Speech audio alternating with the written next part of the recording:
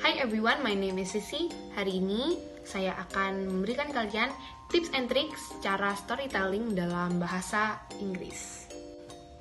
Sebelum kita masuk ke tips and tricksnya, kita harus tahu dulu nih, emang sebenarnya gunanya apa sih kita belajar untuk storytelling ini?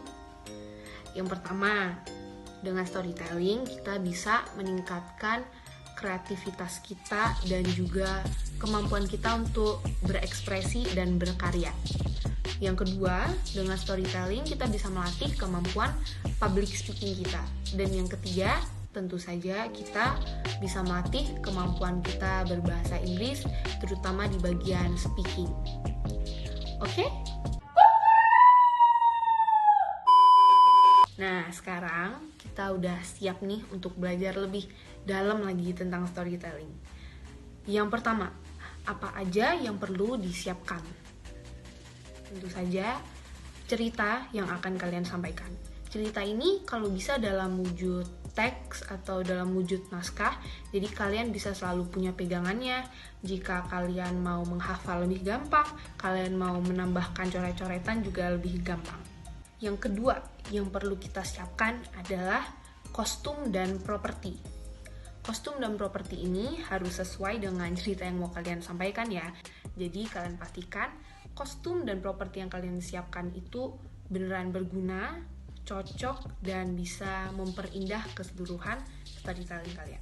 Oke, selanjutnya apa saja yang perlu diperhatikan? Yang pertama, pemahaman cerita. Kalian harus betul-betul memahami cerita itu sendiri. Dari awal sampai akhir, kalian harus paham alurnya bagaimana, lalu konfliknya di mana saja, nama karakternya siapa saja, dan pesan atau amanat yang ingin kalian sampaikan melalui cerita itu apa. Hal ini supaya cerita yang kalian sampaikan itu juga bisa dipahami dengan betul oleh penonton. Yang kedua, intonasi dan pelafalan. Karena di sini kita storytelling menggunakan bahasa Inggris, maka pronunciation kata dalam bahasa Inggris juga harus tepat. Kalian tidak harus memaksakan diri menggunakan bahasa Inggris yang terdengar native begitu, tidak. Yang penting bahasa Inggrisnya bisa terdengar jelas dan dapat dimengerti oleh penonton.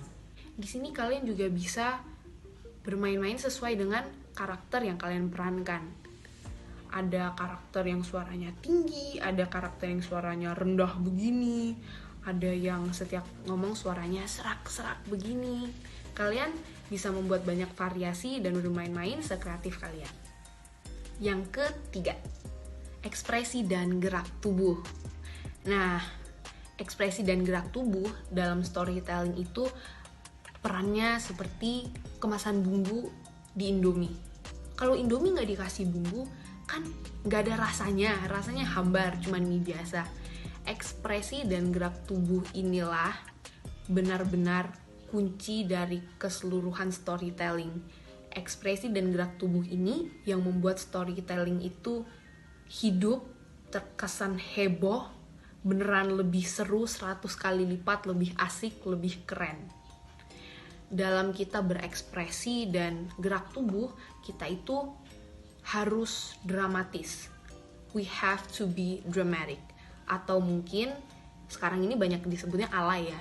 Dalam storytelling kita nggak boleh takut alay. Kita harus berani alay, kita harus berani dramatis dalam berekspresi dan dalam melakukan gerakan-gerakan.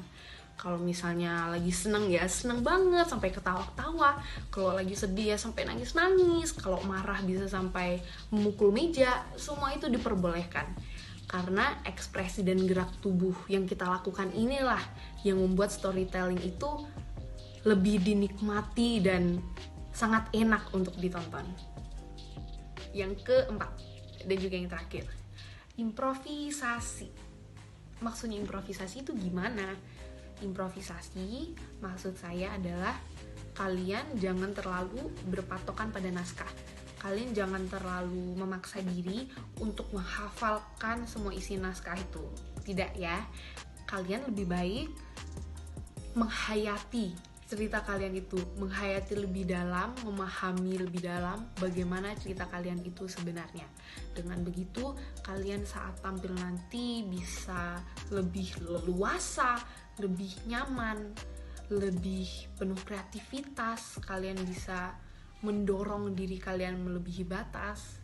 Dengan kalian berani berkreasi dan membuat improvisasi saat kalian storytelling, penampilan kalian hasilnya pasti akan mencapai bahkan melebihi maksimal. Oh, tunggu dulu, masih ada satu lagi rahasia storytelling yang belum kalian ketahui. Satu tip ini harus selalu kalian ingat dan gak boleh dilupakan jika kalian storytelling ataupun public speaking yang lainnya. Rahasia ini adalah PD. Kalian harus percaya diri. Jika kalian tampil dengan percaya diri, maka sudah pasti hasilnya top, hasilnya luar biasa, hasilnya pasti mantap, pasti keren pokoknya.